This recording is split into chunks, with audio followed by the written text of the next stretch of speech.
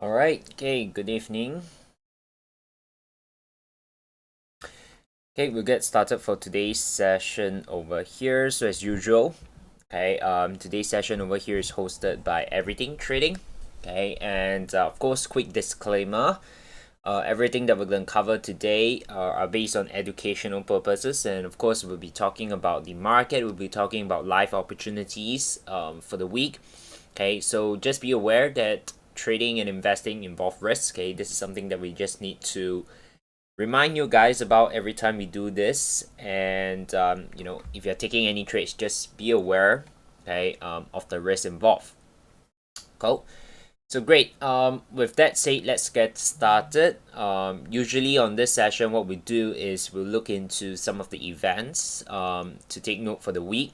Okay, we'll summarize very quickly what happened last week as well. Then we'll jump into the charts, talk about technical analysis to highlight some of the opportunities and key levels to monitor. Cool. Okay, so very quickly, let's take a look at last week's event. In terms of the kind of like data, okay, I think the US CPI came in as expected, not much of a huge difference from what was anticipated, but we did see a drop in CPI year on year, which again means that inflation pressure has been easing. Okay, and of course, this week later, you would see that we do have the Fed's FOMC meeting, which the market is expecting a 0.25% hike, okay, from 4.7 to 5.0. We'll see how the actual data comes out, of course, within this week. Okay, so last week we do have a little bit of a core retail sales, etc. as well. Okay, not too great in terms of the overall kind of general economy. You can see core retail sales month on month actually was in the negative data, which means it was a drop, right? And that's where slowly we'll see the conversation from inflation towards recession. Okay, and at some point in time, the Fed will eventually start to peak in its interest rate and potentially cutting soon, right? Maybe nearer towards the end of this year or even next year. Other than that, not much.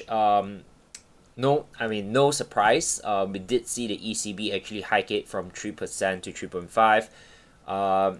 Nothing of a surprise. So there's not much of a sudden movement over there. Okay, but last week there were some conversation in the market related to SVB, which is kind of Silicon Valley Bank, right? And after that, we also have another one on Credit Suisse, and today kind of settled down a little bit, okay, where UBS actually announced that they have kind of went into an agreement to acquire Credit Suisse, right? So we are also starting to have this conversation about how the current situation, especially in the banking industry, this year, starting to crack and starting to have some sign of like potentially going back. They are comparing with back in 2008, right, where the banks are starting to fail as well and things like that. So you definitely want to keep an eye on it. Okay. Again, when the central bank hike rates, this starts to have certain issue with some of the banks because again, the smaller banks essentially what they're doing is they're getting the money, they're getting their cash in a way from the central bank, right? So when the overall central bank rates are increasing, then some of these banks may face issue. Okay. But then there's this conversation about currently the banks are not as leveraged as what happened in 2008. So unlikely we're going to see that kind of scale. Okay, but definitely we are in a very kind of what we call a rocky environment right now, especially in the banking industry. And that may itself affect the sentiment of a market where it can spike some fear, right, into the traders and investors' sentiment. And that will also have an impact in the market and price movement. Okay, so you definitely want to take note on those developments. Okay, so this week here, tomorrow we do have a little bit of the Canadian CPI data coming in. Okay, so definitely want to keep an eye on that. We have the pound CPI year on year as well. Okay, they're expecting a drop in that, but it's still relatively very high, right? You can see that inflation in the UK is still 9.9, which is crazy. And then of course on Thursday we have the FOMC statement, where you can see over here, general anticipate that the Fed is going to hike it by 0.25. If let's say we're going to see a surprise hike, right? Let's say 0.5. So the Fed actually hike it to 5.25 instead. There may be a kind of like short-term dollar strength, okay? But you also want to be very, very careful, because what happens next is the press conference, right? And if we're going to see, let's say, a surprise increment of 0.5, short term we may see the dollar strength. But if let's say during the press conference, they come in and say that, oh, that would likely be the last hike, or they kind of give some hint where maybe we'll then take a look and decide again whether we should be hiking or not.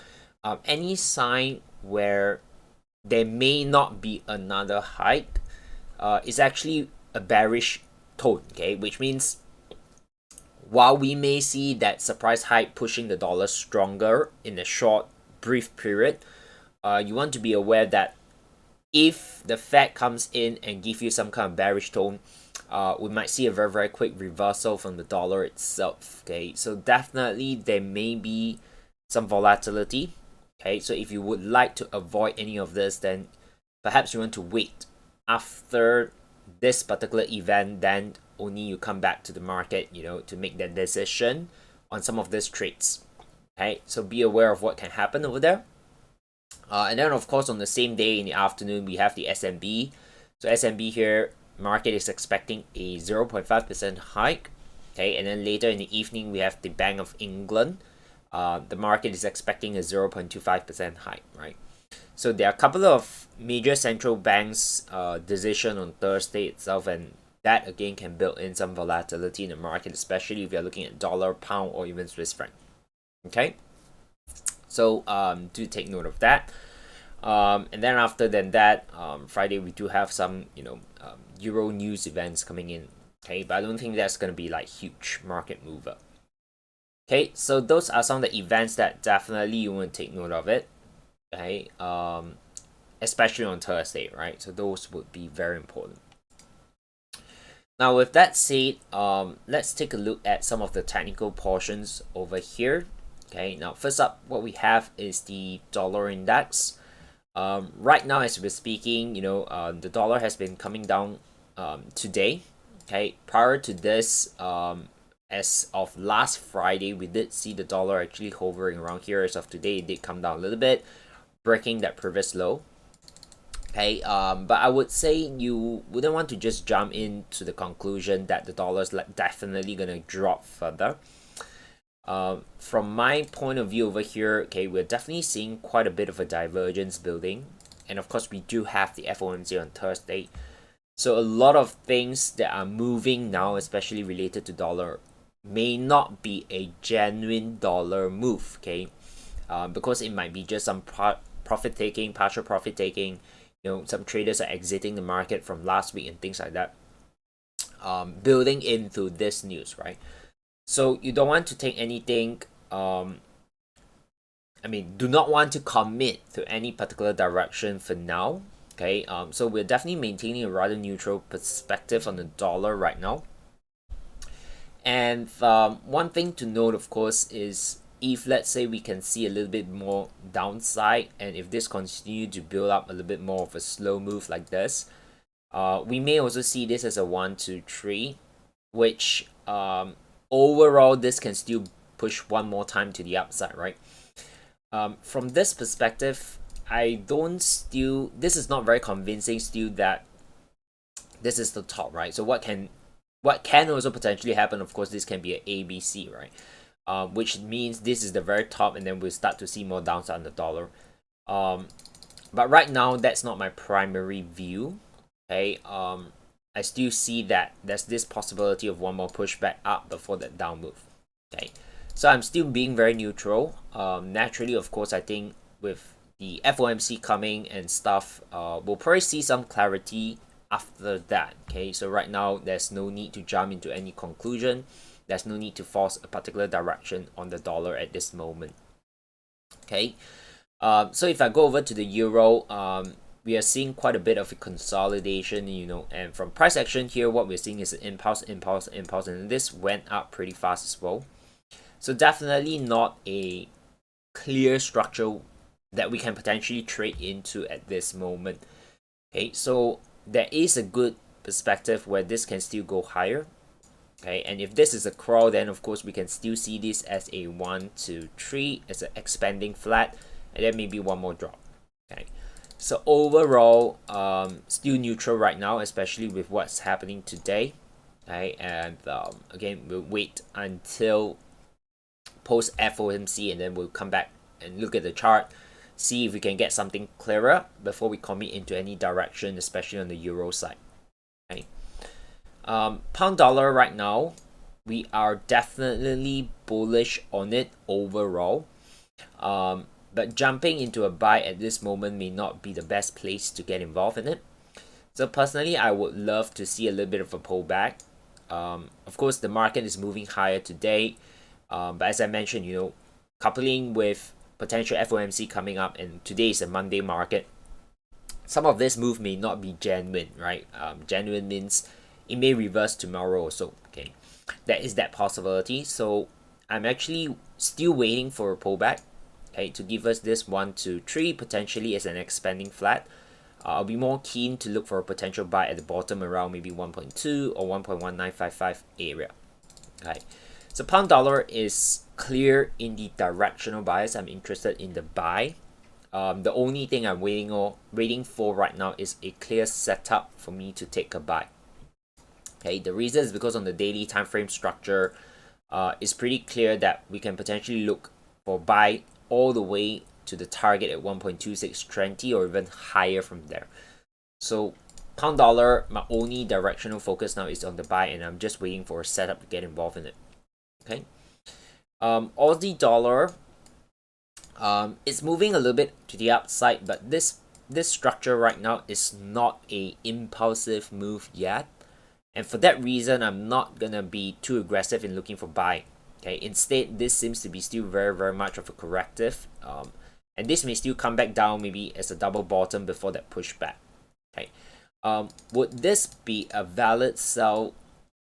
Personally, I'm not that keen, because from, you know, let's say we can get a sell trade here to here, that's maybe about just 150 pips or so. It's not like huge, it's not a lot. Maybe short term you'll be able to capitalize on that, but from a swing trade perspective, this may not be very interesting to potentially trade it. Okay, if you're short term, then what you'll be looking out for mainly, okay, would be, I would say, on the 1 hour chart. Okay, there is that divergence building up a little bit. Be aware of dollar news coming in from FOMC as well. That might create some volatility. But from a purely technical point of view, this may be a simple, you know, three-wave structure that looks something like that. Okay, and from there we may get a decent short-term reaction to the downside. Okay, so again, this is mainly for those of you who are more perhaps short-term. Okay, you may consider something like that, but as I mentioned, for me personally, it's not really a worthwhile trade for me to pay too much attention to it, right? So this may happen something like that. Okay, yeah, so that's a short-term opportunity for those of you who are interested in it. Okay, of course, wait for that setup, whatever setup that you're waiting for. Follow according to your trade plan. Yeah. Dollar Canadian, we are expecting a little bit more downside. The market essentially right now is still building up as a potential three-way flag, right? So this is more of like corrective structure. We are not so much interested in the sell, but I'm more interested to see if after we get a drop coming back close towards, you know, this area at 1.36 to 1.3555, can we potentially get a buy, right? I'm more interested in that instead of this sell, right? Because again, you can see this sell is very small in terms of profit potential, right? So I'm personally more interested in waiting for price to come down here and see if I can get a buy, right? So this kind of built up pretty neat with the upcoming FOMC as well, right? Because FOMC might create some kind of volatility. Again, going into it, it's midnight. Usually I don't really wake up and trade it. But if let's say when I wake up after FOMC and we can kind of see a V-shaped formation here, any decent pullback will be a very decent opportunity to get involved in the buy on dollar Canadian. Okay, so for me personally, I think pound dollar and dollar Canadian is worth watching for this week. And see if we can get any opportunity maybe post FOMC, right? That's my trade plan going into these two pair. And then the dollar yen, okay, we may get a decent buy trade for the short run, okay? So right now what I'm seeing here is obviously this is a pretty impulsive drop, right? But we are already observing between this low and this low here, we have a very obvious divergence from RSI momentum. So that gave me the clue that, okay, this may be wave 3, this may be wave 5 of the first wave down, which is A. So we have a 1, 2, 3, 4, 5. And then from there on, we can expect a 3-wave pullback. Okay, so something like that. Perhaps towards the area around 134.20 to 135.10. So around that 50 and 618, which also aligns very nicely with, you know, the wave 4 there, right? So short-term buy here is if we can get a decent impulse pushback, so something of a V, okay, and then following that a corrective structure here, then this would be a short-term buy if we can get it, right? So this may build into post FOMC as well, okay. But overall, we want to see how the market reacts here because this can be a 1, 2, 3, right, an ABC structure for more downside, right? And something to note with regards to the yen, okay, if you're looking at the yen pairs, is that of course with recent banking crisis and things like that that's happening, if there is continued to have fear in the market, okay, then of course we'll see the shift towards, you know, some of the safer haven assets like JPY, right? So JPY may strengthen, and of course, if you kind of look at it from a policy divergence, right, the BOJ, okay, is still pretty late into hiking. So as the Fed starts to maybe peak, the Bank of Japan may continue to hike, and then that may still open up the possibility of dollar yen coming lower, okay, potentially maybe retest that bottom at 127 or even going lower from there on, okay. So dollar yen, I think this year would be definitely something to look out for. Okay, whether you are more of a short term or even maybe swing to position trading, dollar yen may open up that possibility for us to really have an opportunity. Okay, go over here. Today we did get another little spike up, okay, but I don't think the overall structure did change much except for some updates on the chart here. The reason is because we are seeing a very obvious divergence. Okay, yes, after a divergence, can the market keep going higher? The answer is yes, right?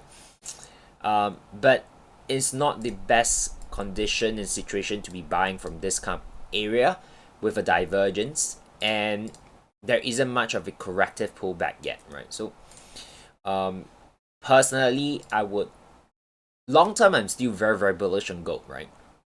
I think for those of you who have been joining us, you know, since I would say last year, July, September, we have been calling that gold is definitely a very solid opportunity to the upside, okay, especially this year going into next year.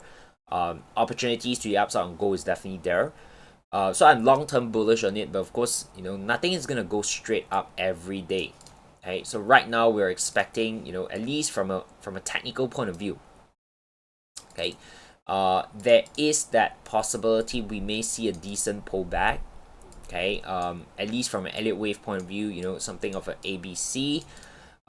Whether it's going to come back so deep, we will just monitor, right? But the idea here is this seems to be 1, 2, 3, 4, 5, and we have a very obvious divergence between these two peaks. So that opened up the possibility of this retracement, right?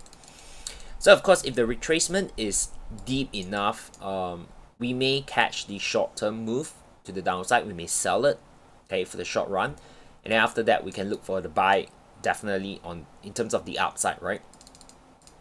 Yeah, so that's on gold. So if you go to the daily time frame, right, on the higher time frame, we did mention, sometime back about how this previous high would be hit, okay, sometime this year. We're pretty much quite close, right? I mean, price is trading somewhere around 1980. Towards there, that's about another $100. I do still believe that within this year we can easily hit that target, the previous high. But not only that high, I think there's a very good chance we'll see gold breaking that $2,075 level. Not only from this year perspective, but maybe going forward to next year, right? Because right now we haven't really seen the Fed pivot, okay? And we're already seeing some weakness on the dollar, right? Imagine the Fed eventually starts to pivot and then go back into cutting rates and printing more money because of potential maybe recession, that may again give another catalyst for dollar to go higher. Okay, so that's the perspective of gold from me. So definitely if you're looking at long term, you want to wait for a buy setup. Look for areas, look for entries to get involved in the buy for the long run. If you're trading shorter term, then I think short term here, maybe for the next 1 or 2 weeks, we may get this sell opportunity on gold. Okay. Crude oil over here for now, quite similar in the dollar yen structure, right? We kind of can see that very obvious divergence over here. So we're anticipating at least a 3-wave pullback. This may be a completed wave itself. Okay, from 4 to 5, this may be a completed one, and we may get a deeper pullback.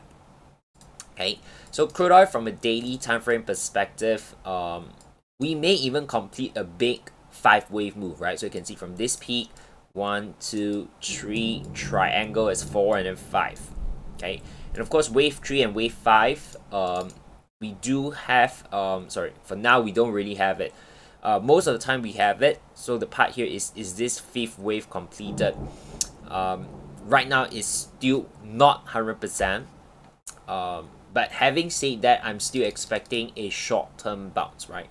And again, wave 3 and wave 5 does not 100% needs to have divergence. It's just that 90% of the time we observe it.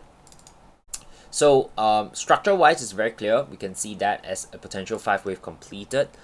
It may go lower, it may not. Okay, but for now, at least on the smaller scale, we do expect this 3-wave up. Okay, so if you're more of a short term, do look out for potential buy. Not now. You definitely want to wait for at least a strong push up, a decent pullback. You can trade this move. Okay, you don't need to catch the very bottom, right? There's this saying: don't try to be the hero to catch the very bottom. Just basically wait for the bounce and kind of like a confirmation, a sign that yes, it wants to bounce, right? It wants to go higher, and then you wait for the setup from there to just trade this up, right? I think that would be fine, right? S&P over here right now, it's basically still within this consolidation. I think this week may give us a little bit more clue as to how the equities are likely going to develop, especially with FOMC and the Feds, right? Because interest rate again would have quite a significant impact in the general equities. Now this is still very corrective in nature unless we get a very strong push back up. If this is just going to go ding dong like that, overall we're still anticipating one more drop to retest this low, okay, before maybe the big bull market. Now my personal view again, eventually the Fed will pivot into QE and potentially cutting rates soon, and whenever that happens, money is getting flown into the kind of like financial market, and that would somehow push the equities out, right? Because money would then go into it as well. Okay, so I think this year is the transition from 2022 bear market into potentially a bull market. The question again is, are we gonna get it earlier from the first half of this year, or the bull market is gonna be confirmed in the more or less at the second half of the year, or even going into like 2024, right? But we're definitely in that transition phase, okay? And of course, a lot of things can develop, can change the market, so you definitely want to have a very open mind, okay? And whenever there's new piece of information that is presented by the market, we're going to take that into account and then update our views overall. Okay, but for now, this looking very, very corrective. Short term, we're still expecting one more drop. Okay, or at least, in terms of 3 wave over here, right? One more drop, or at least, it develops into 3, something like that. Okay, so that's an S&P. Short-term traders, you can definitely look for a potential sell. If you're more of a long-term investor, then this tells you potentially you can get in on the better price point for your long-term investment. Okay, Bitcoin over here. From this low, of course, this is definitely very, very impulse. So we're bullish for sure, right? Which is quite interesting because the observation that usually Bitcoin and the equities are correlated, right? When equities rally, Bitcoin rally, because we kind of look at Bitcoin as potentially a speculative asset. Okay, but very, very interesting. We don't, again, correlation doesn't mean it's 100% all the time like that, right? So we do see right now, this two relationship seems to be have broken for the short run. Okay, where very surprisingly, we do have some fear sentiment in the market, right? Kind of risk off. But Bitcoin is rallying still, right? Pretty interesting. Okay, so I always say this: analyze and trade the chart as it is, right? From a technical point of view, don't have external factors influencing you as you're analyzing it. Look at it as it is. But when you're doing your trading decision, when you're making that decision on how much risk to put in and things like that, that's where you want to consider multiple factors, right? To kind of determine based on your conviction level, right? So what I mean is, if the technical says buy, but from maybe a sentiment point of view, you're not that convinced, that something is maybe off. For example, like what I mentioned, Bitcoin, you may still trade it, but maybe then you make a decision that I would trade it at a smaller scale, right, or smaller risk. Okay, so that's what I meant by it. Okay, so Bitcoin over here overall, we're still bullish, but of course you don't want to buy it at the very, very top after an impulse. So basically we're still waiting for that pullback to get involved in any buy setups, right, on Bitcoin itself. Cool. Okay, great. So let's see. That's all I have to share with you in terms of the chart, right? So let's see some of the questions that you guys may have. We'll do a quick Q&A. Okay, then we'll wrap up this session. Okay, so one question I see is from James. James actually asked, what is my opinion on rate hike? What happens if they choose to cut rate? Okay. Yeah, so basically, I think I mentioned about that, right? How rate kind of like pausing of rate hikes and potentially pivoting into QE or even cutting rates will definitely have an impact not only on the dollar but in terms of equities as well, right? Generally, whatever the Fed does, it will have an impact in the entire financial market itself. Okay, the question right now is, when are they gonna pivot? Okay, are they gonna pivot sooner, or are they gonna wait until maybe end of the year or even early next year, right? So that's the only part that you really want to keep an eye on, is when is it gonna pivot. Okay. Cool. Okay, so I see a couple of questions here. We'll slowly answer them. I'm seeing questions from Emmanuel here as well. Is it ideal to use 61.8 expansion for possible reaction when forecasting? Using Kiwi Canadian as an example. Okay. Cool. Okay, so Kiwi Canadian, the overall structure did not really change. Yes, it did break above that 100%, but we're still basically in that zone, right? It came towards 1, 2, 3 instead. And then we get a very, very nice little rejection as of now. Okay, so I think ideally this is still gonna be the same structure. We just need to update the levels a little bit. Okay, So Kiwi CAD, we're basically still seeing something like that, right? Any 3-wave pullback, potentially we can still expect a little bit more upside from here. Okay.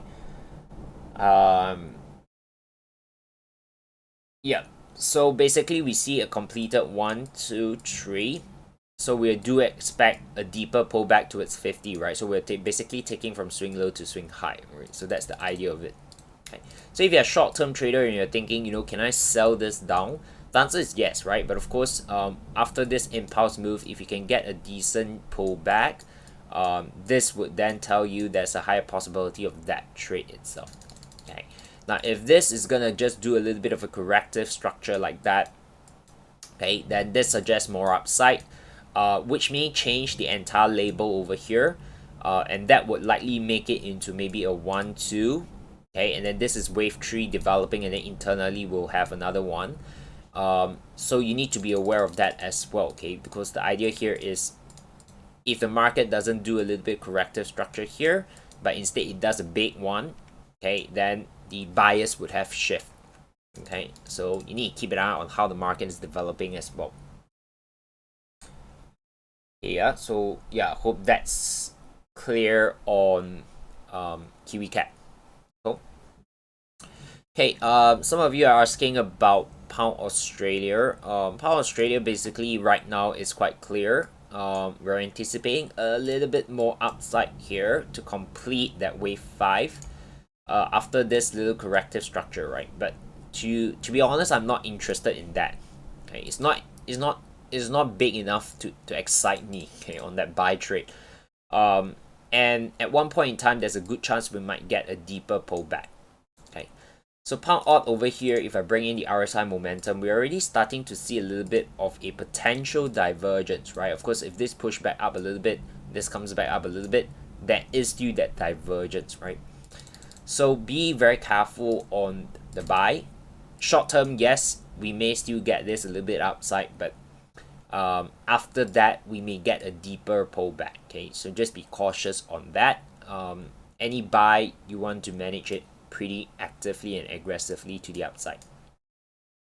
Okay, in terms of like DJ, I think you're talking about DJC. I think that's what it should be, DJI, right? I mean Dow Jones, if I'm not mistaken. Okay, Dow Jones over here, we are looking basically at price being supported. Okay, so it's slightly different from S&P in terms of the overall chart analysis. So right now we are seeing stalling around this area, okay, which is suggesting that if we can get a first impulse push up, okay, from this low, we wait for a pullback, and if we can get that kind of setup, then of course there's a very high chance Dow Jones might continue higher from there, right? Because then this will complete that 3-wave structure. This is your impulse. We'll start to get another impulse up. Okay, so this one probably you just need to wait until FOMC. Again, a lot of all this dollar related US equities, it's best to always wait until FOMC, then you come back. Okay. Okay, another question Steven asked, dollar CAD possible 1.366 to be support instead of the flag. 1.366, which is somewhere around here, right? Which is basically right now.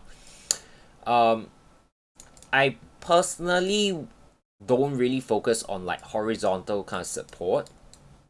Okay, from Elliott Wave, we don't really take just high and lows as support, but we'll take like 4th wave here, because most of the time after a 5-wave structure, the pullback most of the time comes towards wave 4, right? So we do use a little bit of those kind of support resistance level, but from an Elliott Wave point of view, it's quite specific.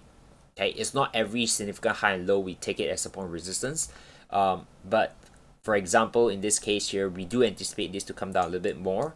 Why we are looking at this? Because we have some fips, plus it's near wave 4, which usually after a 5-wave up, that pullback would come back towards wave 4 structure. Okay, so that's the idea of it. So I think another one that we recently have is this, right? So you can see here, 1 2 3 4 5, okay, and then the expected pullback is near wave 4, right? So definitely there's some confluence around there. Okay, so that's how I look at dollar CAD. Okay, so there's a good chance this level may break, okay, and we might see a little bit more downside from there. Cool. Yeah, so good. So Kiwi CAD, some of you are asking about it. I think we talk about it in terms of the outlook on Kiwi CAD. Last one I see here is Aussie franc. Okay, so Aussie franc will have the, okay, let me double check. I think just now we did see that, right? So we have the SMB coming in, right, on Thursday as well. Okay, so that might create some volatility on the Aussie franc. Okay, but Aussie franc right now, okay, this is definitely quite impulsive to the upside. Okay, this is definitely quite a V shape.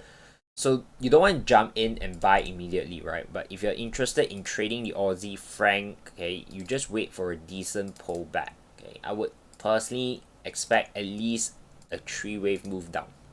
Okay, so something like that. If you can get a 3-wave move down, then definitely that's a buy setup for the upside. As long as price maintains above this low, 0.6030, right? As long as it can maintain there, then we can expect upside from here. Okay, so I think this one quite clear and quite a straightforward structure. Okay, so yeah, whether this is the real bottom and we're gonna see a huge upside, or this is just potentially gonna be a deeper retracement, I think that upside is still worth taking. Okay, if you are trading the Aussie franc, right? Like for me, I don't really focus on the franc, so this is definitely not in my trade plan, right? But the analysis is still potentially a buy trade, right? So you can still look out for it. Good. Okay. So yeah, I hope today's session give you some ideas on what you can look out for the week. Okay, that's the objective of it. For the remaining of March, we currently do not have any upcoming events other than our usual Monday session like today. Okay, so do join us still every Monday. We'll run this on a weekly session. The next offline event, right, live physical event that we're gonna have is gonna be back in Kuala Lumpur, KL.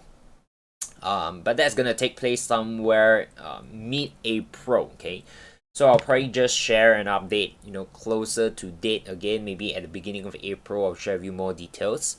But for now, what's gonna happen on a week-to-week regular basis is still this Monday session over here. Okay, and of course, for those of you who are fairly new to everything trading or Zenfinix as a broker, okay, and you'd like to find out a little bit more about what they do, if you're looking for maybe another broker, to diversify your funds or to trade with them, feel free to reach out to the support team from Zenfinix and Everything Trading, right? So if you're watching it on Zoom, okay, likely you would already have their WhatsApp, contact. If you're watching currently on YouTube, okay, under the video description below, I've already also included the link to their WhatsApp. Okay, so do reach out to them. If let's say you would like to find out more about Everything Trading and Zenfinix, okay, and of course, in future events, if you'd like to be updated, you'd like to find out a little bit more about some of these events that we run, feel free to WhatsApp them as well. Okay, find out about our future events, and then you'll be able to plan your calendar as well. Okay, good. Okay, so I hope today's session can give you an idea for the week. Okay, definitely I would say a quote-unquote defining week, right? Because after this FOMC, we're gonna gain some clarity in terms of the direction in which the Fed is gonna head towards, and that itself might also give some clarity into the market. Okay, so good. That's all from me. All the best for you in the trading for this week as well. Okay, and we'll see you guys in the next one. Yeah. Okay, so see you guys. Bye bye.